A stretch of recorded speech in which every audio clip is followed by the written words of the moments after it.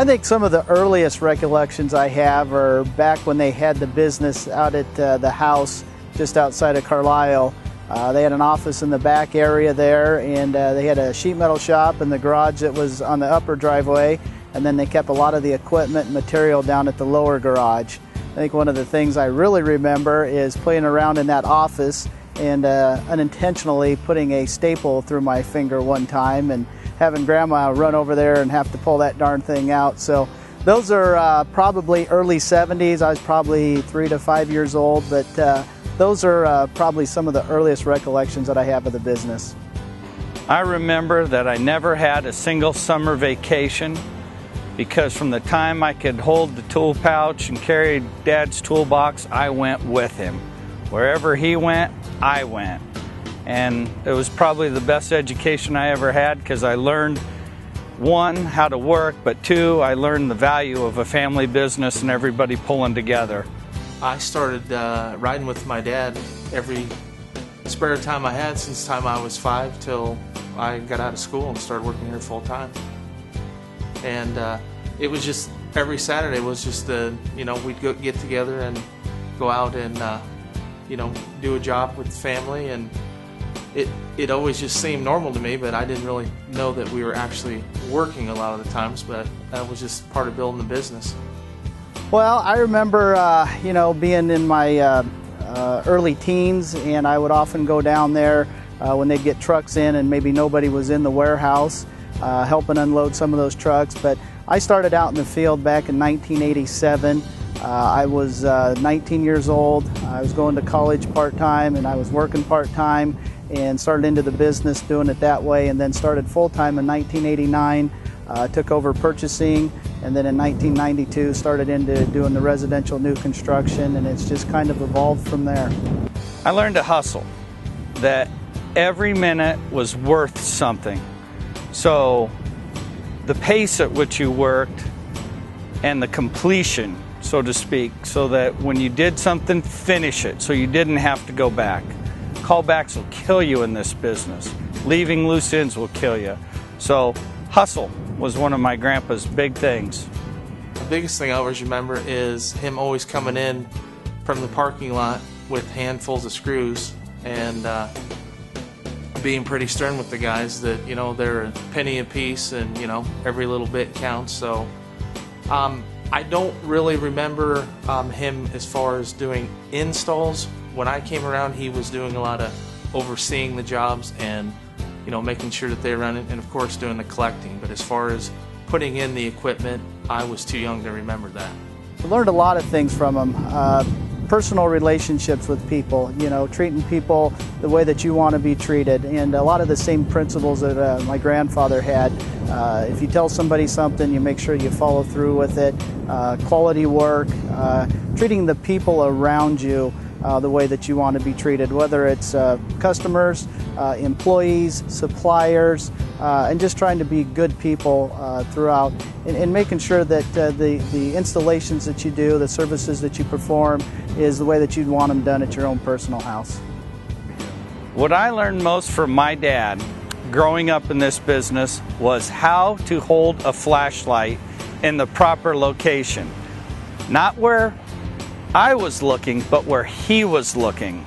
That's what I learned from my dad. I always tell people I think I was 15 before my dad spent an entire Christmas with us, because he ran service. And like I said, just like on the, as soon as you were out of school, you were here either, sweeping, or you were carrying material inside, feeding, running and getting them tools. I thought it was normal, but the older I got, we were just kept working, every Saturday and every free moment to build the business. But I just thought, we were kind of just normal hanging out stuff.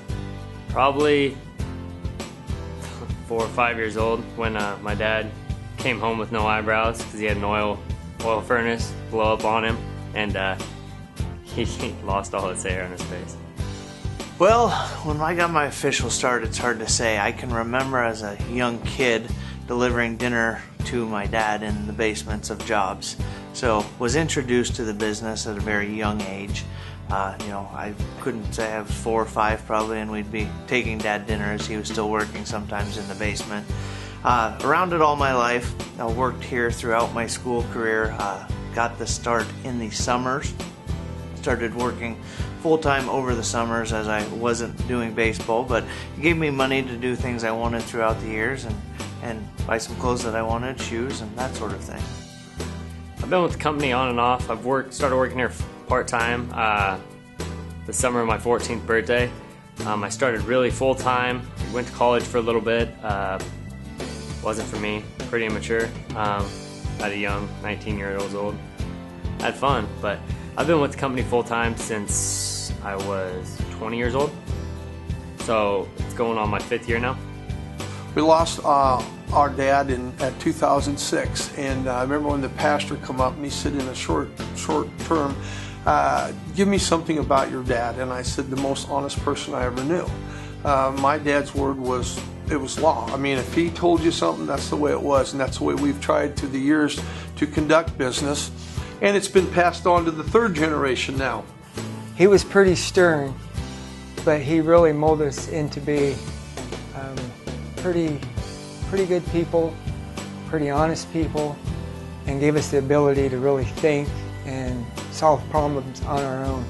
Well, you know, that generation, as they call them, the greatest generation, you know, being a World War II veteran, everything was based on a handshake, and whatever his word was, you could take it to the bank. And he was a man of principles, honesty, trust, and wanted to do nothing but top quality work and give people a fair price and take care of them service-wise. And if he told you something, you knew that it was as good as gold, and he would do everything to make sure that he came through on the things that he had told you. Dad always ran a tight shift. He was a very smart, very intelligent person. You didn't argue with him. He was right, and 99.9% of the time when you did argue, you knew he was right anyway. He was a good example, and he taught us all to stay in there and work hard and to be honest. That was a big thing of his. He always wanted to be honest.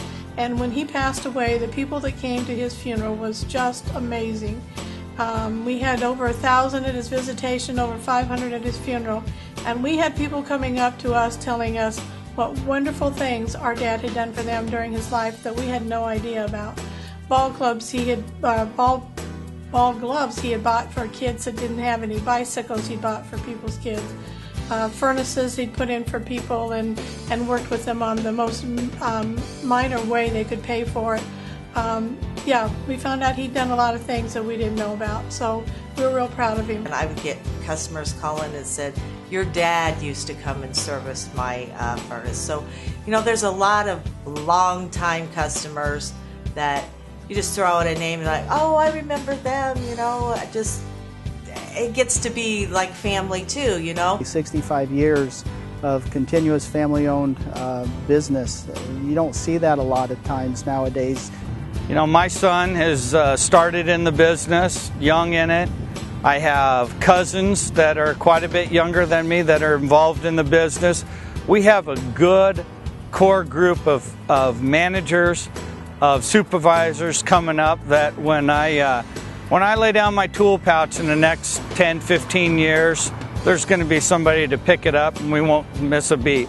They'll probably expand the business, as I'd like to think Job and I have expanded it in the 3rd generation. We are a family of believers. We believe in God Almighty and God's blessing upon our business. And He is the source and our counselor that we use for our direction in our business. And we try to live by the golden rule: treat others the way you want them to treat you. I'm proud to work here. I take personal pride in working here. I thank the Lord above that He's looked down upon us and blessed us through all the years. I thank my grandfather, the fellow employees, my aunts and uncles that have gone before us to make it what it is today. Looking at it from 69 years old, it's been a blessing. God's been good to us with this business. But I appreciate being a part of this family and appreciate this business that has kept us together as a family. It has been very, as I said, prosperous. I have people stop me if I'm wearing Wyckoff clothing on the south side of Des Moines and throughout Des Moines and say, Wyckoff, yeah, I've heard of that. Are you Wyckoff? And I sometimes wonder if we all look alike or what the common denominator is. I hate to think it's odor, but anyway, they all say, "Are you a Wyckoff?" And I say, "Yes." They say, "Well, we sure hear good things about your company." And that means an awful lot because we do try. And are we a perfect company? No. Do we make some mistakes? Yes. But what has kept us a prominent player in Des Moines is that we know fairness and we make it right with the people, and we appreciate them working with us from time to time when obstacles need to be crossed. So again, Des Moines, you've been very good to us. Iowa, you've been very good to us, and we appreciate your business. We appreciate you being a part of the Wyckoff customer family. Thank you for letting me speak to you. Wyckoff's for peace of mind under your roof.